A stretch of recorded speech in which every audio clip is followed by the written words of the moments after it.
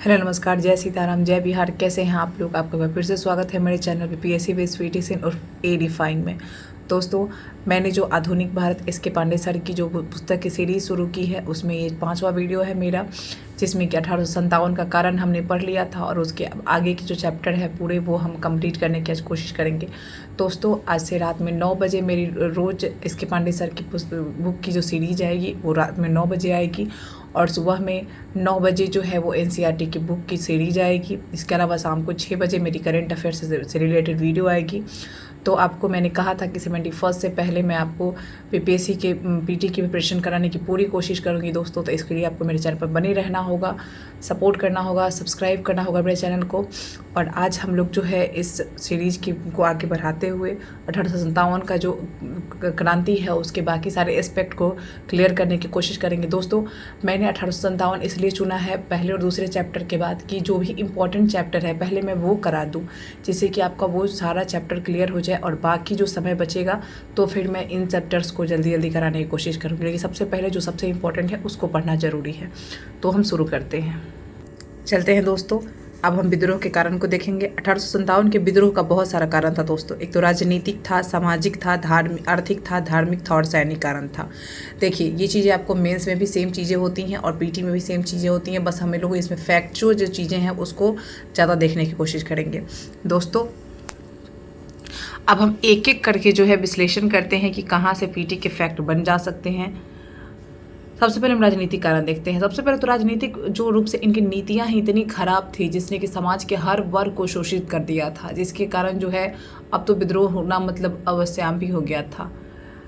देखिए, 1803 तक तो वैसे भी मुगल दरबार ब्रिटिश संरक्षण में रहने लगा था, लेकिन एक ऊपरी तौर पर जो दावे मान मर्यादा के इसी के नाम से होते थे। ठीक है, ये जो सम्राट था, मुगल सम्राट, जो कि बहादुर शाह जफर उसके बाद आ गया था, तो वो गवर्नर जनरल को अपना प्रिय पुत्र और वफादार नौकर कहता था। ठीक है, अब आता है ब्रिटिश जनरल एमहर्स्ट। चूँकि आपको पता है कि ईगो वाल के मामले में तो ब्रिटिश बहुत आगे हैं, क्योंकि ये तो इतने ईगोस्टिक थे कि भेदभाव करना और अपने आप को सुपीरियर समझना इनकी पुरानी आदत थी।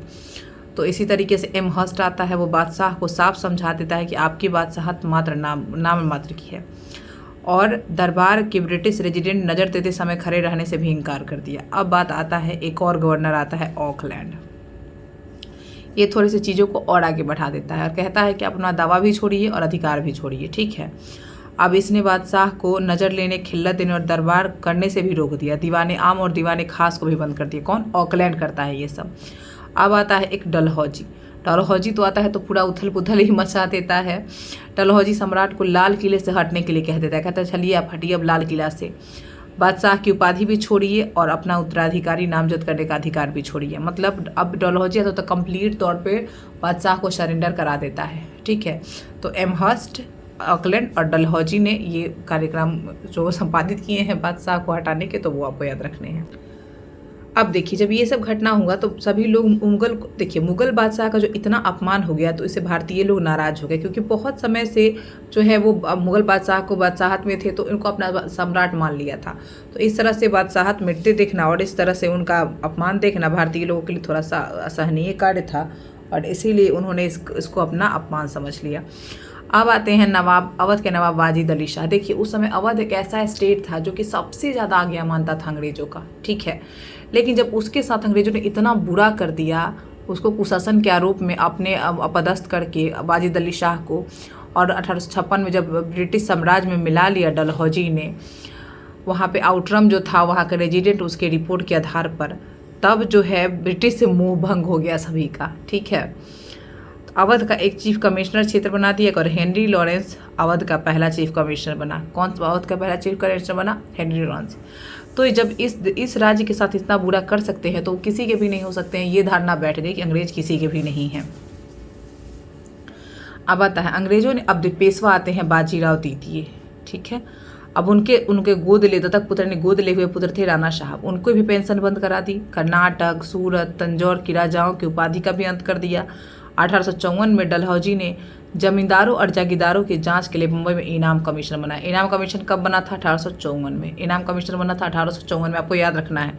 और ये जमींदारों और जागीरदारों के लिए बनी थी दोस्तों। इस कमीशन ने 35,000 जागीरों की जांच की और 20,000 को अवैध घोषित कर दिया, यानी जब्त कर लिया। 35,000 में 20,000 को इन्होंने क्या कर लिया, जब्त ही कर लिया। मतलब एक तरह से इसका नियत ही था कि इन लोगों को हड़प लेना।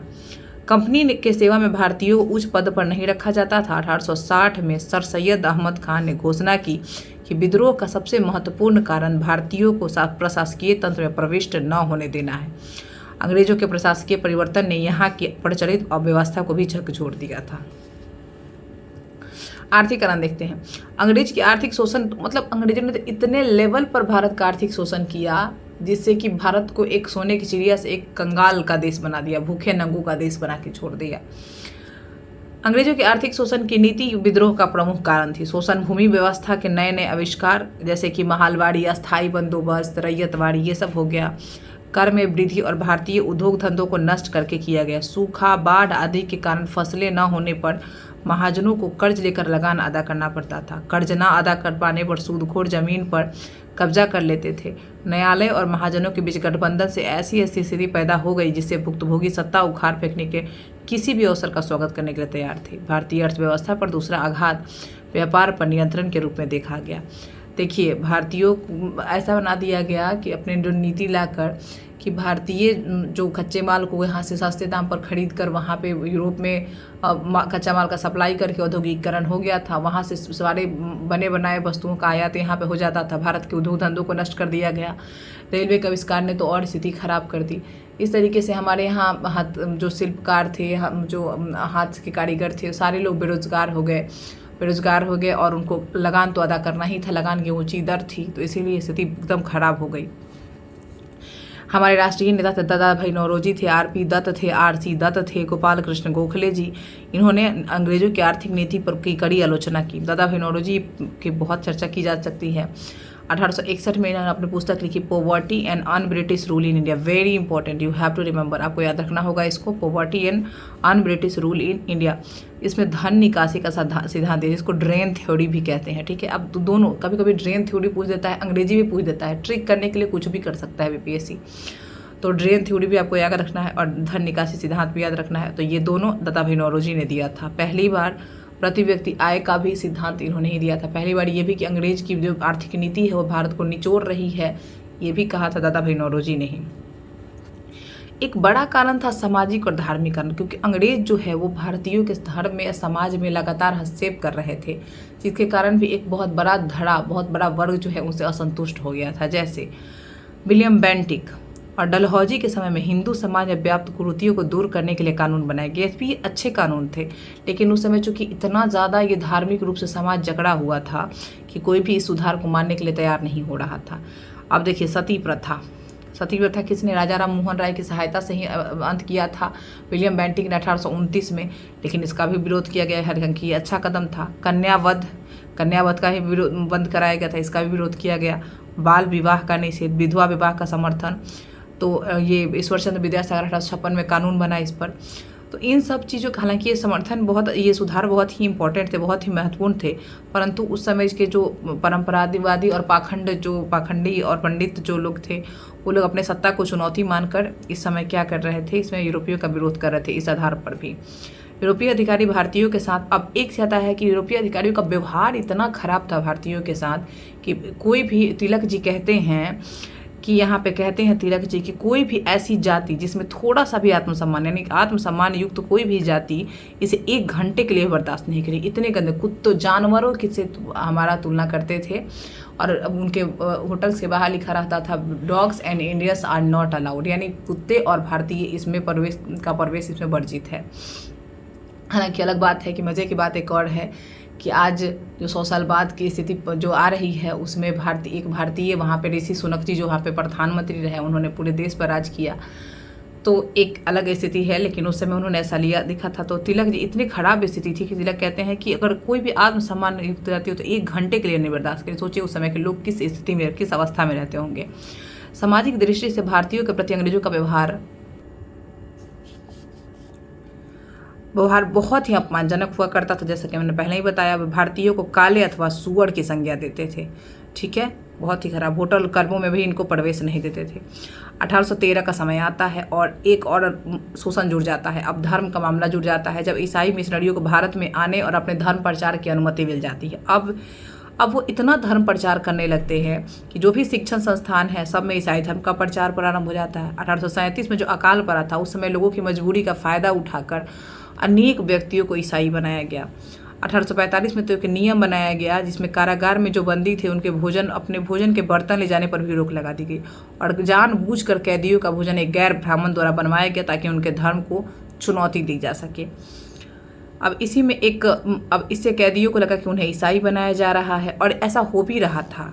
हिडन रूप से ये चीज़ें चल रही थी। अब एक गोपीनाथ नामक एक बंगाली था जो हिंदू से ईसाई बन चुका था। वो लिखता है कि जेल में कैदियों को प्रतिदिन एक ईसाई अध्यापक ईसाई धर्म की शिक्षा देता है। देखिए, गोपीनाथ लिखता है कि एक ईसाई अध्यापक आता है और जेल में सभी को ईसाई धर्म की शिक्षा देता है। एक अंग्रेज अधिकारी थे मेजर एडवर्ड्स। कौन था? Major Edwards. वो लिखता है कि भारत पर हमारे अधिकार का अंतिम उद्देश्य देश को ईसाई बनाना है। ये पूछ सकता है कि किसने कहा है कि भारत पर हमारे अधिकार का अंतिम उद्देश्य देश को ईसाई बनाना है, तो ये मेजर एडवर्ड्स ने कहा था। हालांकि ऐसा हो नहीं पाया, अंग्रेज इसके पहले ही चले गए। उनकी मंशा बहुत ख़राब थी, इसीलिए खराब नीयत चली नहीं उनकी। वीर सावरकर जी ने लिखा है, सैनिक और असैनिक उच्च अधिकारी राम और मोहम्मद को गालियां देते थे और सैनिकों को ईसाई बनने की प्रेरणा देते थे। ठीक है, आप देखिए ये किसने लिखा है, पूछ देगा कभी कि सैनिक और असैनिक कुछ अधिकारी राम और मोहम्मद की गालियां देते थे और सैनिकों को ईसाई बनाने की प्रेरणा देते थे, तो वीर सावरकर जी ने लिखा है। आप देखिए अब क्या हुआ कि मंदिरों, मस्जिदों और उनके पुरोहितों और इमामों और लोक उपकारी संस्थाओं को ज़मीन पर लगान लगाने से भी लोगों की धार्मिक भावना को ठेस पहुंची। इन्होंने क्या किया, जितने भी मंदिर संस्थान थे, धार्मिक संस्थान से सब पे लगान लगा दिया। चूँकि लोग अभी तक इन चीज़ों को राजाओं ने छूट दे रखा था, इसीलिए लोगों की भावना इसमें भी भड़क गई। अब आता है एक लेक्स लोकी कानून, जो कि बहुत इंपॉर्टेंट है, आपको याद रखना है। लेक्स लोकी कानून ये आता है 50 में, 1850 में आता है। इसमें क्या होता है, धार्मिक अयोग्यता अधिनियम। इसमें क्या होता है कि हिंदू रीति रिवाज में परिवर्तन लाया गया। अब ईसाई बनने वाला व्यक्ति अपने पिता की संपत्ति से वंचित नहीं किया सकता। मतलब ये लेक्स लोकी कानून आया कि अब अगर आप ईसाई धर्म अपनाएंगे तभी आपको अपने पिता की संपत्ति मिलेगी, अर्थात आप उत्तराधिकार से वंचित हो जाएंगे। इतनी घिनौना कानून लाया गया यह। डलहौजी के द्वारा गोद लेने की प्रथा को भी निषेध किया जाना हिंदू धर्मशास्त्र के विरुद्ध था, अतः हिंदू समाज में असंतोष फैल गया। अब आता है सैनिक कारण, जो कि इसका मूल कारण बताया जाता है। अब सैनिक कारण, चूंकि समाज के उच्च वर्ग के लोगों में जो असंतोष व्याप्त था वह बंगाल सेना के भारतीय सिपाहियों में भी व्यक्त था। बंगाल सेना के अधिकांश सैनिक क्या थे, ब्राह्मण थे। ठीक है, या फिर ब्राह्मण थे या फिर राजपूत थे। कॉर्नवालिस के आंग्लीकरण, अंग्रेजीकरण की नीति के कारण भारतीयों के लिए पद वृद्धि के दरवाजे, कॉर्नवालिस ने ऐसी नीति ला दी जिसके कारण भारतीयों को आगे बढ़ना ही मुश्किल हो गया। भारतीय सिपाहियों का वेतन भी बहुत कम था। ठीक है, उन्हें 7 रुपये महीना मिलता था। सेना में 2,38,000 भारतीय सैनिक तथा 45,000 यूरोपीय सैनिक थे। ठीक है, इस तरह से भारतीय और यूरोपीय सैनिकों के बीच अनुपात लगभग 5:1 का था। ठीक है, गोरे अफसर भारतीयों के साथ दुर्व्यवहार करते थे। इस समय सेना कमान में बंगाल सबसे बड़ी थी। आपको पता है कि बंगाल सबसे बड़ी सेना कमान रहा है। यहाँ की मुख्य छावनियाँ थी बैरकपुर, बहरामपुर, दमदम, 3 गो था, बैरकपुर, बहरामपुर और दमदम। बिहार में दानापुर, उत्तर प्रदेश में कानपुर और मेरठ, पश्चिम में सरहिंद, लाहौर और पेशावर तथा मध्य भारत में ग्वालियर सबसे बड़ी छावनी थी। आप देखिए 1857 एकमात्र विद्रोह नहीं था, उसके पहले बहुत सारे सैनिक विद्रोह हुए हैं जो छोटे छोटे आधार पर हुए हैं, जिनको देखना जरूरी। सबसे पहला सिपाही विद्रोह हुआ था 1864 में, जब बक्सर में मीर कासिम के विरुद्ध लड़ते हुए हेक्टर मुनरो की सेना का एक बटालियन नवाब की सेना से मिल गया था। बाद में जब नवाब की सेना हार गई तो उन पर मुकदमा चलाकर 24 सिपाहियों को तोप से उड़ा दिया गया। तो बक्सर में ही ये विद्रोह शुरू हो गया था। अब उसके बाद प्रथम धार्मिक विद्रोह 1806 में हुआ सेना का। यहाँ पर माथे पर तिलक लगाने और पगड़ी बांधने पर जो रोक लगा दिया गया था वेल्लोर में, तो वहाँ पे विद्रोह हुआ। वहाँ पे हैट लगाना प्रारंभ कर दिया गया था, जिस पर चमड़े का तुर्रा और पंख लगा होता था। यह तुर्रा जो होता था वो सूअर और गाय के चमड़े का होता था। यहाँ इसको किले में नजरबंद टीपू के लड़ाकों ने चिंगारी दे दी, सिपाहियों ने विद्रोह कर दिया।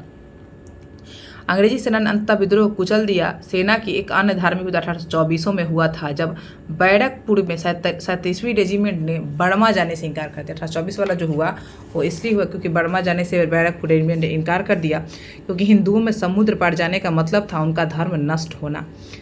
विरोध करने वाले सिपाहियों को फांसी दे दी गई और 47वीं रेजिमेंट भंग कर दी गई। बहुत ही क्रूरता से इन्होंने निपटा। अब देखिए, इसके बाद होता है दुगुना वेतन विरोध में, मतलब 1844 में फिर एक विद्रोह होता है फिरोजपुर में 64वीं रेजिमेंट, ठीक है, ये वेतन वृद्धि के लिए। इन नेताओं को सजा दी गई और रेजिमेंट भंग कर दी गई। 1857 का विद्रोह इनके पराकाष्ठा थी। मतलब 1764 से शुरू होता है, 1806 में आता है, 1824 में आता है, 1844 में जाके ख़त्म होता है और उसके बाद लास्ट में 1857 का विद्रोह हो जाता है। एक डाकघर अधिनियम आता है 1854 में, ठीक है। ये अधिनियम क्या होता है, इस सैनिकों को निःशुल्क डाक सुविधा जो मिली थी वो भी समाप्त कर दी गई 1854 में।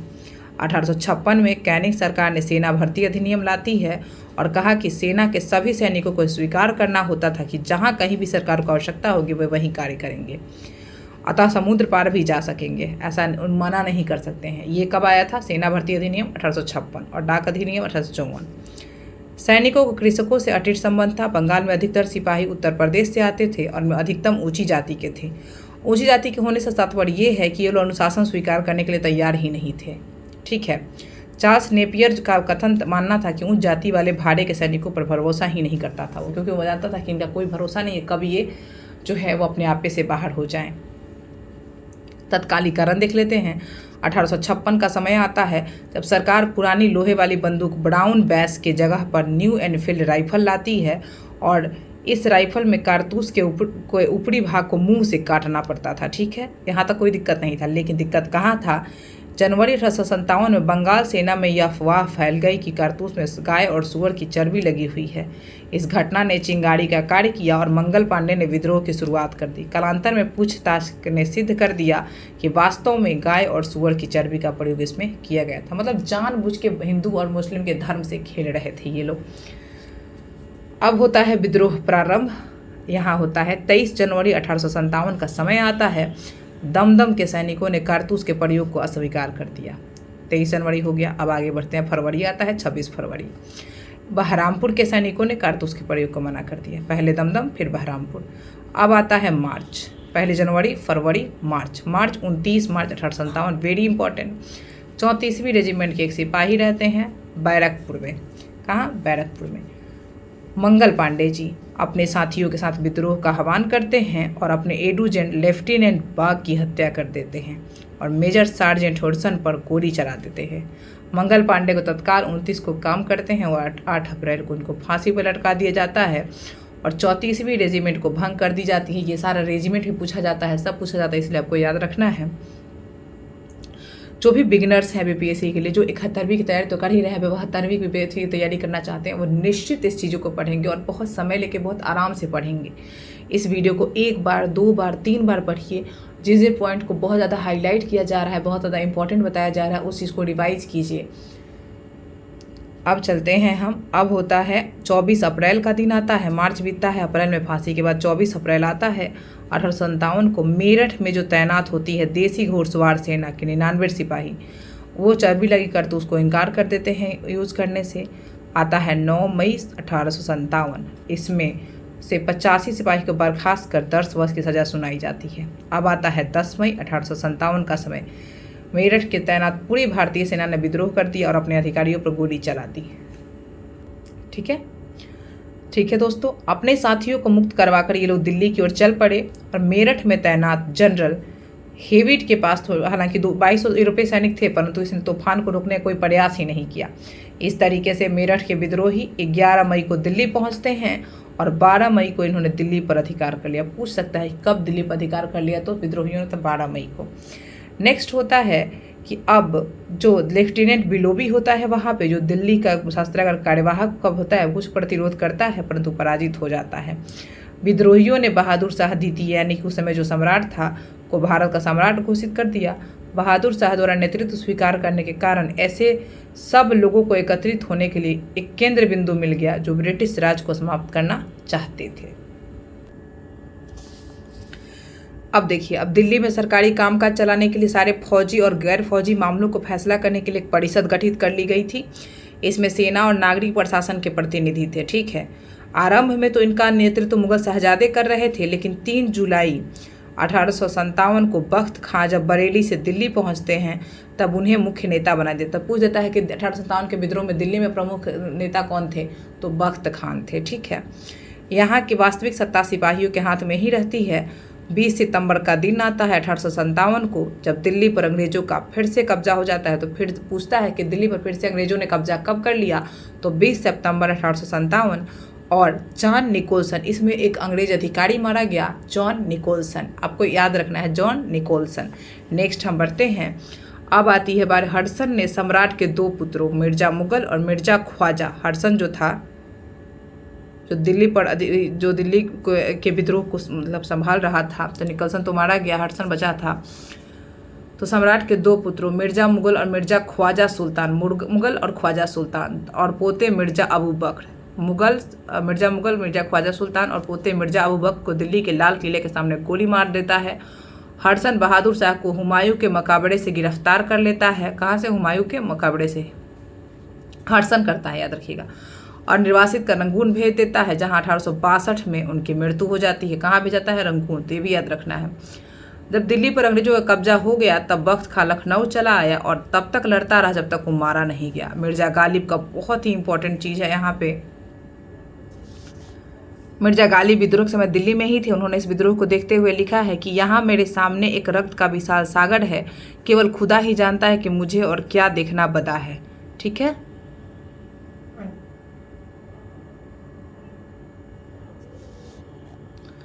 मिर्जा गालिब लिखता है विद्रोह के समय दिल्ली में था, वो लिखता है विद्रोह को देखते हुए कि मेरे सामने यहाँ रक्त का एक विशाल सागर है, केवल खुदा ही जानता है कि मुझे और क्या देखना बदा है। ये चीज़ आपको याद रखनी है दोस्तों। बहादुर शाह जफर के पतन में अंग्रेजों की कूटनीति के साथ साथ जफर के निकट एक रिश्तेदार का हाथ था जो कि गुप्त सूचनाएं देता था, जिसका नाम था इलाही बख्श।